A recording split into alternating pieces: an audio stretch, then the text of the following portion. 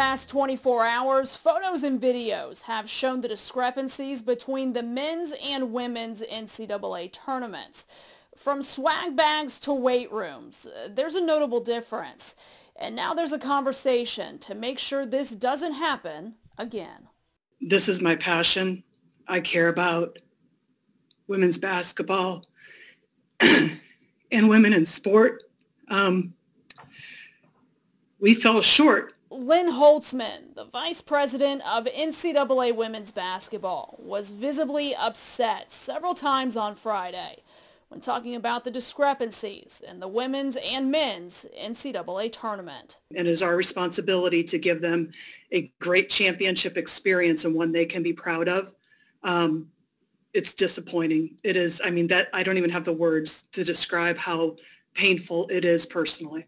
From food to swag bags to equipment in the weight room, depending on what tournament you're at, things look very different. I feel for our players because when they see that image, it's tough, and when we see that image as women and things like that, you immediately just draw the conclusion that, this isn't fair. Florida State interim head coach Brooke Wykoff and the Seminoles arrived in San Antonio for the women's tournament on Wednesday. I don't want to demonize the NCAA. They're doing a lot of really good stuff. They're putting on a great tournament, but these things exist.